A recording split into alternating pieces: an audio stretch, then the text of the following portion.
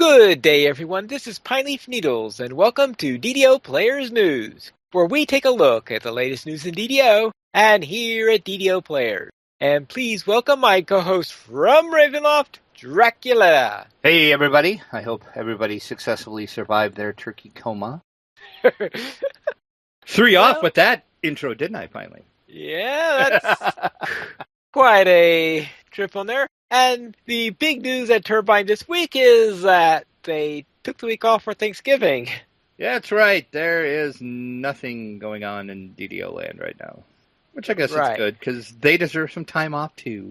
Right, so therefore, hopefully that rest made them all nice and ready to head on and start some serious work on Update 29. Yeah, I'm thinking... my guess is it's probably going to be after the first of the year before we get any really news on anything. They might drop something in a few weeks, but got 20, as we're recording this, 24 more days until Christmas. So we're going to have some more holidays coming up. So yeah, we'll see what happens on the news front, but I'm expecting some light news in the next couple of weeks. I thought that they are going to have an executive producer's letter sometime in December. I just remember that after I said that. And DDO Central in the chat is saying Update 29 is supposed to drop by the end of December. So we will get some news. I had forgot that they had said 29 will come and there will be another producer's letter as well. So scratch that, what I just said. I strike it from the record. It'll strike it from the Chronicle. And speaking of Chronicles, we have issue 168 of the DDO Chronicle, and is there anything exciting in there at least? And Perky Asaurus in the chat says, and to all the insomniacs listening, there is only one more sleep till Christmas, which is funny if you think about it. The Community Spotlight section, we got a shout-out for our chat with the executive producer, Summerlin. So if you have not heard that yet, go ahead and give that a listen. The DDO character planner has been updated, so click over and check that out. The second annual Galanda holiday event is nearing, so click over to find out how you can get in on all the good gift exchanges going on over on the Galanda server. Now, was the character planner used to take into account the raising of the level cap or for something else? That I cannot answer you because I did not check to see what changed in it. Ah, okay. I would assume it's probably for some of the tree changes and stuff that took place, but I really don't know. I apologize that I didn't look at it. To be honest, I've only ever used the character planner once. I think I'm going to create a character using it, though, to see if my characters are any better, because we all know I'm not a min-maxer, but I have played with that, and it's a pretty nice little tool that he has put together. Also, in the event section, the Unrepentant. They are hosting a permadeath challenge over on Sarlona. So click over and find out what that is all about and how you can partake in that. Well, how you could die? I mean... How you cannot die. It's a permadeath challenge by me. You don't want to die. In the fansite news section of the Chronicle, we've got DDO Cast in their latest episode, which they reviewed, Update 28. So click over and listen to that. DDO Cocktail Hour had their 93rd episode, and it was another fun, little, amazing episode. The Cocktail Hour is always amazing, so I highly recommend you listen to the Cocktail Hour if you don't. Also, Alex is celebrating his 100th video over on his YouTube channel, so go ahead and give that a check. And the House of Grouse writes about what keeps him gaming. So click over and read House of Grouse new blog post. And that is really about it for our Chronicle this week. I'm trying to read up on this 2015 Permadeath Challenge. It sounds a bit late in the year to be starting a Permadeath Challenge for this year. And Lessa in the chat is saying, let's do the Permadeath Challenge together, finally. So there you go. The gauntlet has been thrown to you, sir. Do you pick it up? All right, let's see. So let's do this thing. I have to read all the rules and all that stuff, too. So it looks like there are less strict than the rules I have. Somebody on Twitter had said that the other day that they, I forgot exactly how they worded it, but it was something like Pineleaf's permadeath is hardcore permadeath. Most hardcore permadeath guilds are not even as strict as your rules for your permadeath that you're doing. So, but it's not really that strict. I think, yes, it is. Okay, well, what's about mine that is considered to be so hardcore? I don't know. I don't permit it. Lessa, where are you at? Need you on this call. Let's go to the store sales then. What's on sale this week? Anything exciting? We have cosmetics. Those are exciting. Okay. Cosmetic hats, helms, and headwear. The jeweler's toolkit and augments, all at 20% off. Our free sample of the week through December 3rd is the Bracelet of Friends. You can use the coupon code that will be in the show notes because we are still doing the strange gobbledygook codes. So that's it for the store. Hopefully someday they'll have that taken care of. But let's head on to the site news where we had a poll that said, DDO Players poll, what would be the next classic D&D module? Okay, now I'm going to refresh my page because when we did this a couple of weeks ago, the poll numbers changed from the time I had the page open. We had a total of 68 total voters in this poll this time. All right. The number one answer at 38% of the votes with 26 votes was I6, also known as Ravenloft. The second choice was S1, also known as the Tomb of Horrors. And that was only 2 votes behind Ravenloft. So Ravenloft and the Tomb of Horrors seem to be neck and neck on the two that think Well, the whole hint about would be released near Halloween was probably something that gave them a boost. And I would say those are the top two candidates. Other choices that did come in, 7% of the vote was for Castle Amber, 7% also for Desert of Desolation. Oh my, I almost said the Desert of Desolation. 3% was for the Isle of Dread. Night Dark's Terror came in with 3%. Nobody voted for Horror on the Hill. And for some reason, I put that on the poll twice. I have no idea why I did that. It had 0 votes twice. It did have 0 votes twice, so nobody likes Horror on the Hill. Well then, I'm trying to remember what the other I series, I1 and I2 are. DDO Central in the chat room is saying that he has heard through the grapevine that it will not be Ravenloft. Through the grapevine. Through the grapevine. So apparently he hears things through his grapevine that we don't hear. Well... So we'll see if his grapevine is correct or not. I guess it depends on what he meant by grapevine. Does he mean the wine that he uses the grapevine to make wine that he feeds to turbine staff so he can hear rumors about what's going on? Hey, I like the way you think, Pineleaf. Dental IL is saying he doesn't think the Tomb of Horrors would work really well in DDO. And we did kind of discuss that last week. Yeah, I'm not sure how they would do Tomb, because I'm not sure too many people would want to go in to actually die like you should in the Tomb, so we'll see. I do hope someday that they do Desert of Desolation. I say I do not think it's the next one, because I don't think it goes with Halloween, despite the mummies and stuff like that. But I would like to see Desert. Nice series to try. Yeah, Desert. That was a fun little module and little series. So yeah, I hope they do that. They have plenty to pick from, and it sounds like Wizard is fairly open to working with them and letting them do these older ones from, what we have been told from when, we have talked to members of Turbine. Right. So at some point we might see, some more of these old ones coming up. But I guess let's face it, getting a little bit extra cash out of some of these old ones. Well, yeah. I'm sure Wizards, doesn't mind that one bit. From Joshua Hanna, he suggested the Rod of 7 Parts. And I'm going to put you on the spot right now, Pineleaf. Yeah. Have you ever heard of the Rod of 7 Parts?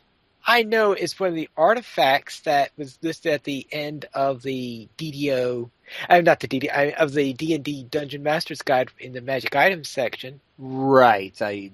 I'm kind of wondering if he thought we were talking about an item and not a module. I have heard of a module of an adventure of that name. That there was an adventure written of that name. I don't know if it came out from Wizards or if it was a third-party adventure, but there was an adventure that was centered around that particular artifact. Well, see, that's news to me. I had no idea. I had never even heard of that. I'm doing some quick Google Who here and see what it says. Maybe it took part in a module? I don't know. I was just... Okay, I guess I had thought it was Sorry. Now I see. It was a novel Okay. that featured it. That's right. Not an adventure world, but okay, that's the So I'm not going totally crazy, just partly crazy. right. Yes, I had forgotten that it was a part of a novel, and that was Indian Quest. Actually, it was apparently an object used in the Age of Worms, but yeah, there wasn't an adventure on the whole thing or anything like that. All right. Yeah, first published in Eldritch Wizardry, which was one of those nice old modules I remember back in earlier days. Also from the forums, from Urlach Igmail. I always just say Urlock, but good on you for trying to say the last part, finally. Actually, it depends on whether the Y is pronounced with the I sound or an old oo sound. We both stand corrected, finally. Perkiosaurus in the chat room just linked. Troll and Toad is actually selling a box set module for 2nd edition that is entitled Rod of the Seven Parts. Oh, so that's what I remembered then. So you did. Yeah, so I remembered it, and I guess, and my Google Foo convinced me that I was wrong. Yeah, but yes, so you can actually get it. But it's sold out from Troll and Toad right now, so wah, wah, wah. What? You mean there's not a PDF version of it? I would have to check RPG Now, but I kind of doubt it, or D&D Classics, but we'll look. And if there is, we will link it. So there you go. There was a module of that. I have no knowledge of this at all. Now, back to Urlach Igmiov. I voted Desert because the devs already have significant resources invested in it. They said so, including art, monsters, etc. Which, Did they? I'm trying to think. There was a forum post not too long ago that people were talking about how they kind of reuse the stuff they already have, and sometimes they just like reskin it or change it a little bit. And they did say they were at one point working on, and of course now that I want to say this, I'm going completely blank on the name. The other big desert, not Monectarian because that's already in the game, but there's another big desert that they were working on at one point, and then they stopped that, and they're going to pick it up later, so that might eventually turn into the Desert of Desolation. That would work, because it sounds like they have a lot of work done on it. Okay. Anarok, that's it. Dentel from the chat is saying Anarok, that's it. They were working on that at one point, and it sounds like they got pretty far into it, and then that's about the time that they brought the temple out, so they kind of stopped to work on that for the temple. All right. Actually, there's another. I'm figuring out how to pronounce this name here. I was thinking maybe that first word is not Urlach, but Warlock. Sure. Because now this has to go pretty far back, because there was a convention that if a U was followed by a vowel, have a W sound to it. That was the original Roman convention on doing that. So if he was following that convention, then it would be Warlock. And again, Pineley, I just have to state for the record, only you would know that.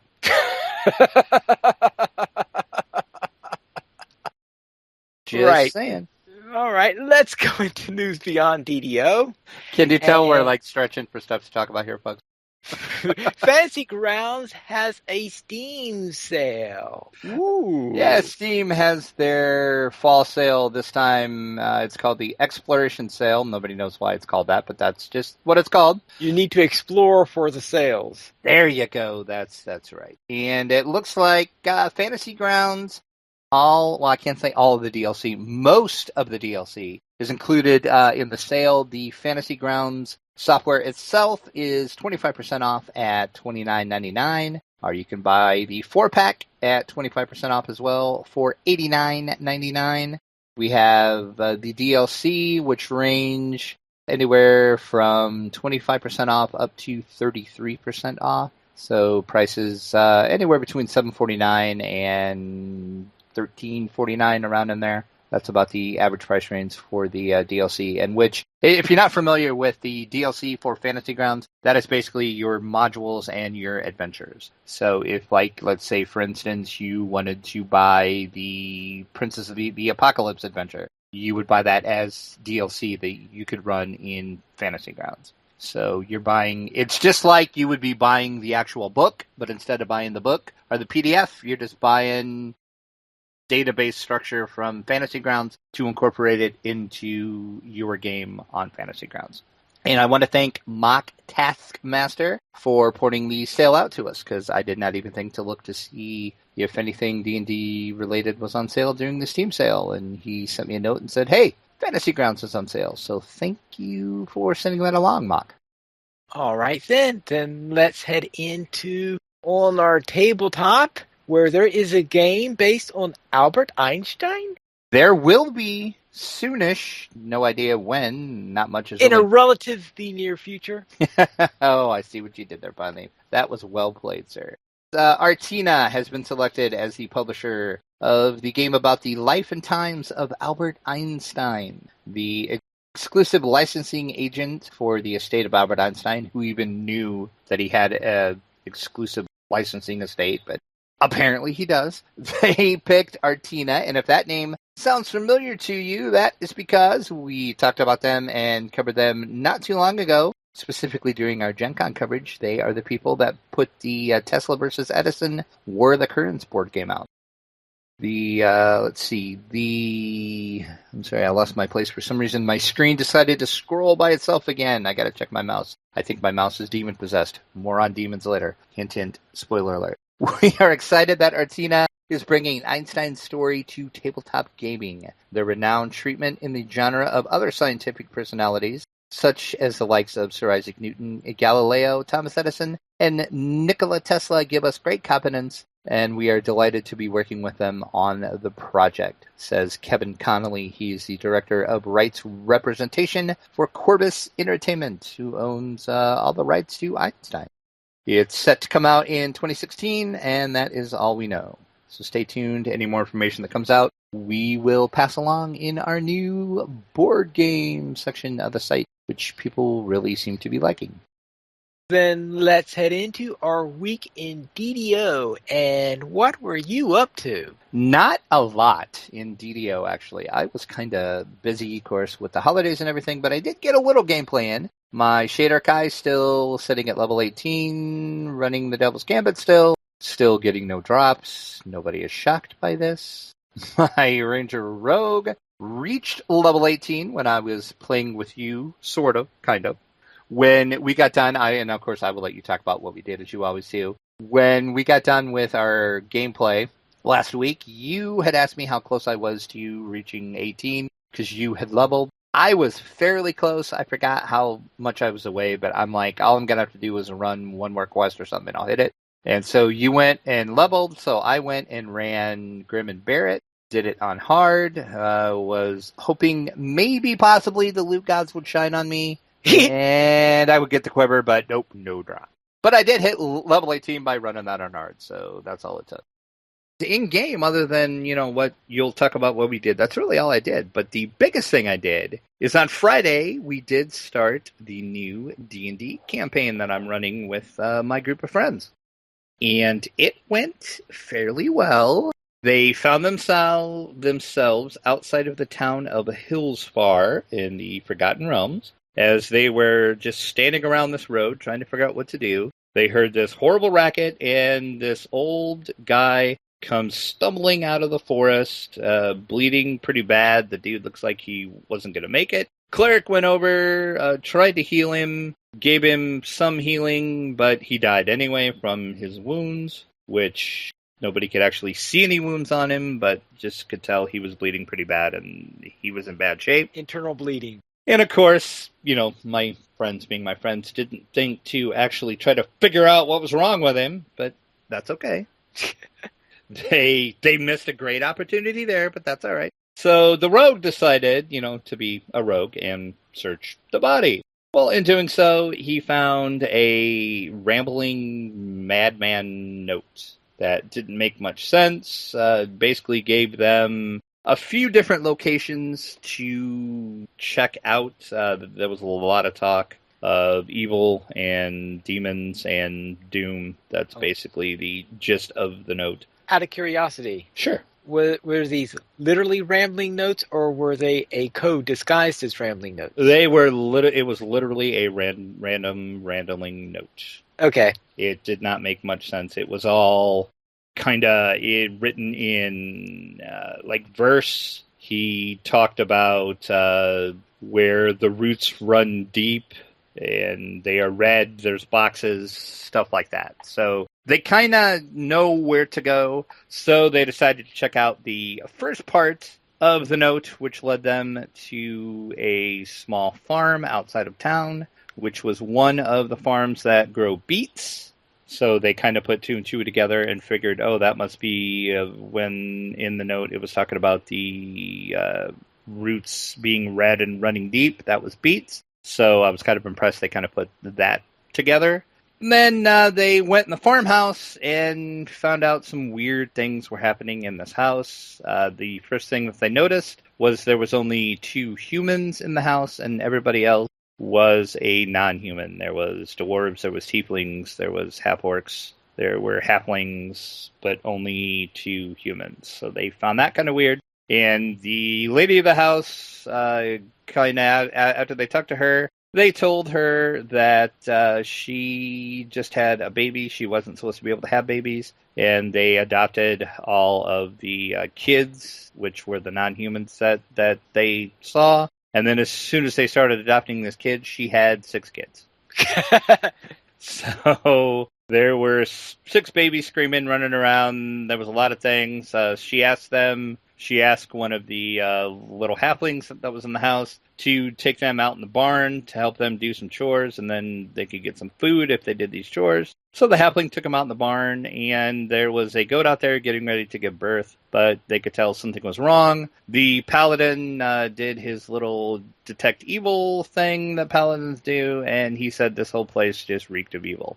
And this goat was about twice the size she was supposed to be, and the goat started to give birth. One of the goats got stuck, so the cleric went over and helped the goat have babies, and the babies were 2-headed demon goats. Well, of course. You can't have just 1-headed demon goats. Of course not. And she had 6 2-headed demon goats. And of course the paladin, being the paladin, decided, oh, these must die.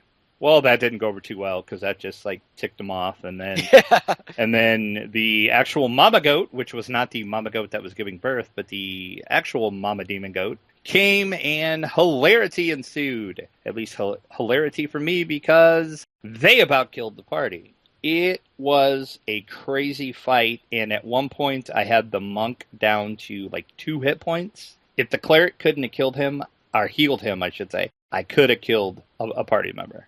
Not by me trying, just these demon goats were crazy nasty.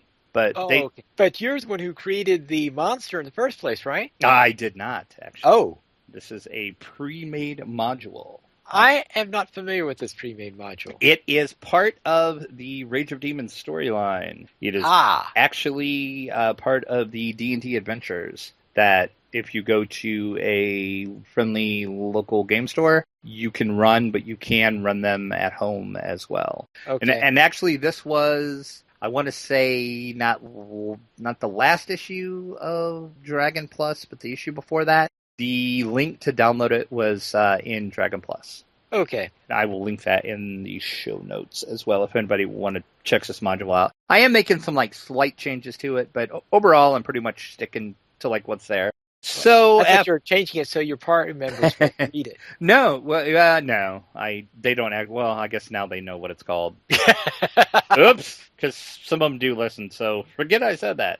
But and actually, it turns out one of them already ran this or part of this at Gen Con this year. Okay. So he kind of knew what was going on, but he said it was a little different. Because it does change depending on what your party does. You can kind of change the encounters a little bit. Okay. And I did change it a little bit because of what the paladin did, and I kind of added some more goats and stuff. But so after that battle, they found out from a little dwarf girl and a dwarf a halfling, not a dwarf halfling. That's an oxymoron. They found out that a tiefling boy that was adopted by the family had gone missing, and they finally determined that the dwarf girl was lying to him, and they figured out where they needed to go to try to find him. Once they got out there, he was out in the one pasture. He was surrounded by some wild dogs, so they went and attacked those dogs to save the tiefling.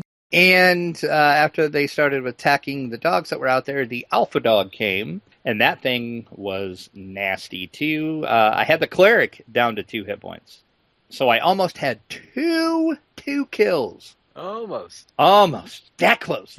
So, but they survived that. So that's where we wrapped it up. So they still have the rest of the note to try to go through and figure out. And I told them, I said, you guys, this time, I was impressed with them this time because they were actually playing their characters more so than what they usually do. Because, like the rogue search the body, which is what a rogue would do. Right. The paladin did not even think twice as soon as he saw the demon goats. He's like, those goats have to die. So I was pretty impressed with how they were actually playing their characters this time. So we'll see. And there's going to be some more challenging things coming up later, depending on what paths they take and what choices they make. So we'll see what happens with it. So yeah, it was a good time, and I was happy because I almost had two kills. So then we'll head into my week where, first off with you, we finished up a little series in the 12 where we did Acid Wit. And also we started the Reign of Madness where we did Lord of Eyes. And after going through there and with a very strange incident where we are trying to save a mind flare. Of course, in the end, we turned out to be Fred, but Good old Fred. yeah, we got to meet Fred in a dungeon. We're like, Fred, why are you here? Yes, hey, Fred. Hey, long aren't you time no Fred? see. What are you doing, buddy? Fred's awesome. And then, with my Permadeath Rogue, I did the stuff on Korthos Island. All that fun stuff there from all those things. Every single one of the quests you had in there. And one of the highlights there is when doing stopping to Suhagen, I snuck behind one of the guards, got a crit, and one-shotted the guard. Isn't that awesome? Yeah, when you do that on a rogue, it's like, whap! Don't you love that feeling, though? And then I reached level 3 at the end of doing Misery's Peak. And on this particular character is one of the rare times where I managed to both the Explorer deed and complete the rare encounter deeds within the Korthos Island. Because usually I miss one or the other because I get tired of trying to get that last rare encounter, or I forget where one of the sites is for the Explorer deed. What? How can you forget where one of the sites is as many times as you ran Korthos? I always have trouble finding that aqueduct. That should be like ingrained into your memory at this point. You should be able to run Korthos with your eyes closed. Well, unfortunately, as I said, I sometimes miss the aqueduct, and maybe occasionally might miss one of the others also, but usually it's the aqueduct that gets me. And then in the harbor, I did the Miller's Debt, Bringing the Light, Garrison's Missing Pack, and of course, Dirk's Got a Secret. And it's been a while since I've gotten both the Trogs and Dirk's Got a Secret, but I finally managed to do it. Of course, to be on the rogue, where I have absolutely no trouble finding him. Yeah, that helps. Yeah, that helps a great deal. And then, of course, I did the Cerulean Hills, Where There's Smoke, and the Captives. So how you liking the road so far? Let's see.